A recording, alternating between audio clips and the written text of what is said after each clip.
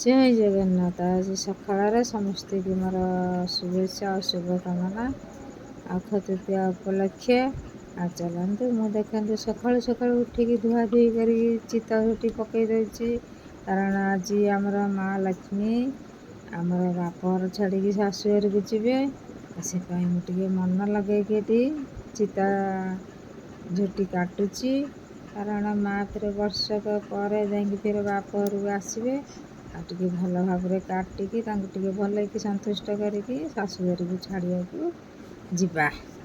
चलतु आगु आगु मोर आज नुआ ब्लॉक रे कौन कौन सब होने देखिए।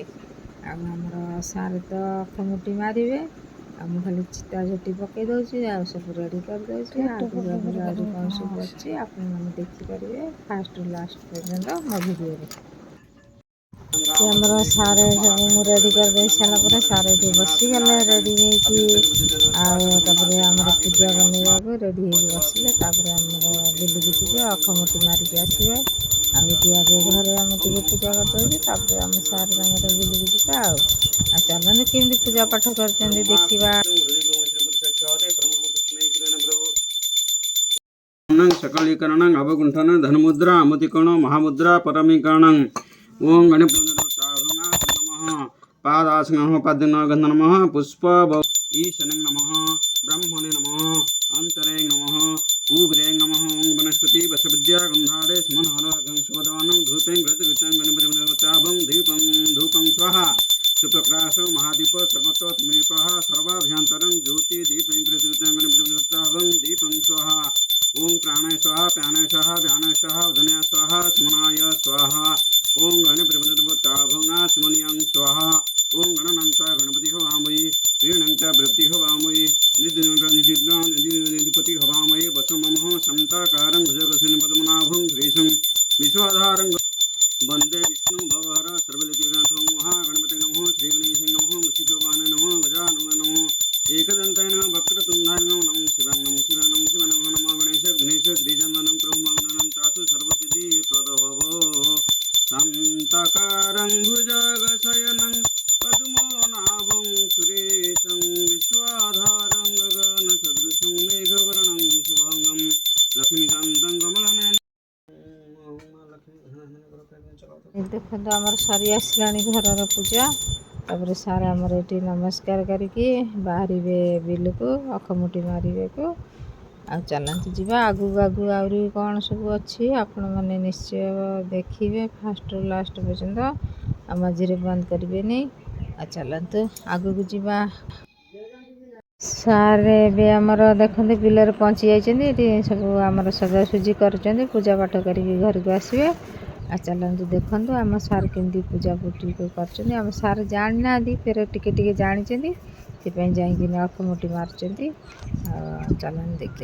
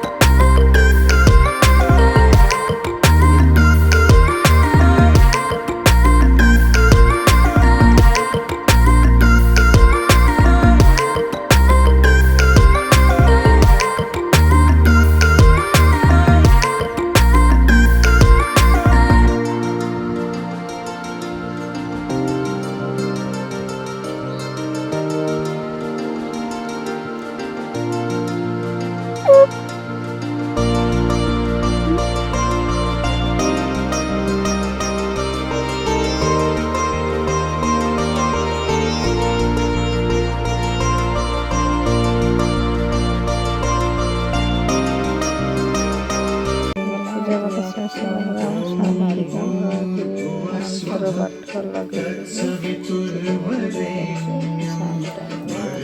देवस्य धीमहि धियो यो नः प्रचोदयात् ॐ भूर्भुवस्वः तत्सवितुर्वरेण्यं भर्गो देवस्य धीमहि धियो यो नः प्रचोदयात् ॐ भूर्भुवस्वः तत्सवितुर्वरेण्यं भर्गो देवस्य धीमहि धियो ଆମର ଏଠି ପିଠା ହବ। ଆମର ପୂଜା ସରିଗଲା, ତାପରେ ଚାଲନ୍ତୁ ଆମେ ପିଠା କରିବା ଆଉ ଖାଇବେ।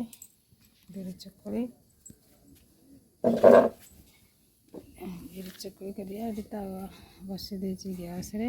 ଆମର ନଡ଼ିଆ ଭଙ୍ଗା ହେଇକି ରହିଛି। ଏଠି ଆମର ମୁଗ ଚୁରା ହେଇକି ରହିଛି। ଚାଲନ୍ତୁ ଆମର ତ ପୂଜା ପାଠ ସରିଗଲା। ଏବେ ଚକୁଳି ସରୁ ଚକୁଳି କରିବା। ଆଉ ସାରେ ମୋ ଝିଅ ନାନୀମା ସବୁ ଖାଇବେ। ଆଉ ମୋର ଦେଖନ୍ତୁ ଚକୁଳିଟା କେମିତି କେତେ ଗୋଲ ହେଇଯାଇଛି। ଆପଣମାନଙ୍କୁ କେଉଁମାନଙ୍କୁ କେମିତି ଗୋଲ ପିଠା ପସନ୍ଦ କମେଣ୍ଟ ବକ୍ସରେ ନିଶ୍ଚୟ ଭାବରେ ଲେଖିକି ଜଣେଇବେ।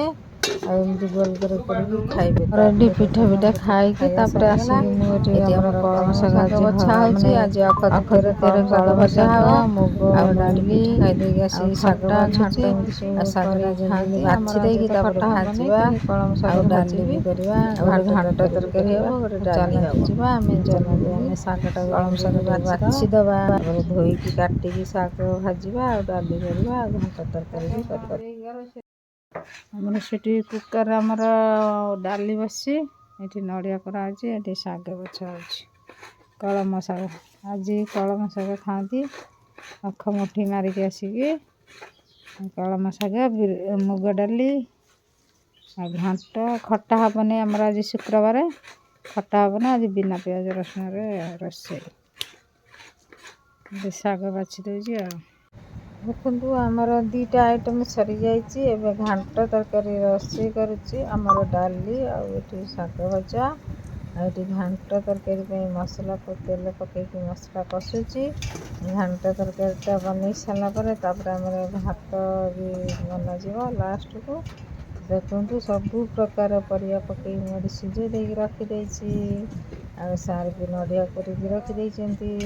ଆଉ ଏସବୁ ପଡ଼ିକି ଗୋଟେ ମାନେ ବିନା ପିଆଜ ରସୁଣରେ ଗୋଟେ ମସ୍ତ ଘାଣ୍ଟ ହେବ।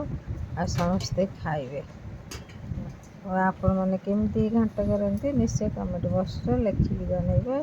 ଆଉ ମୋ ଭିଡ଼ିଓଟିକୁ ଫାଷ୍ଟରୁ ଲାଷ୍ଟ ପର୍ଯ୍ୟନ୍ତ ଦେଖିବେ। ଗୋଟେ ସବସ୍କ୍ରାଇବ୍ ଗୋଟେ ଲାଇକ୍ କରିଦେବେ। ଆଉ ବେଲ୍ ବଟନ୍ ବି ପାଖରେ ଅଛି ଦାବିଦେବେ। ସବୁ ନୋଟିଫିକେସନ୍ ଆପଣଙ୍କ ପାଖରେ ପହଞ୍ଚିଯିବ। ଏଠି ଦେଖନ୍ତୁ ଆମର ସାର୍ ଖାଉ ଖାଉ ଫୋନରେ କଷ୍ଟମର ସାଙ୍ଗରେ କଥାବାର୍ତ୍ତା ହେଉଛନ୍ତି। ଏଠି ମୋର ନାନୀ ମା ବି ଖାଉଛନ୍ତି, ସାର୍ ଖାଉଛନ୍ତି, ମୋ ଝିଅ ତାର ଖାଇକି ଉଠି ସାରିଲାଣି। ଆଉ ମୁଁ ଲାଷ୍ଟରେ ରହିଛି ଆଉ ଖାଇବି। ଆଉ ଚାଲନ୍ତୁ ଯିବା ଆମେ।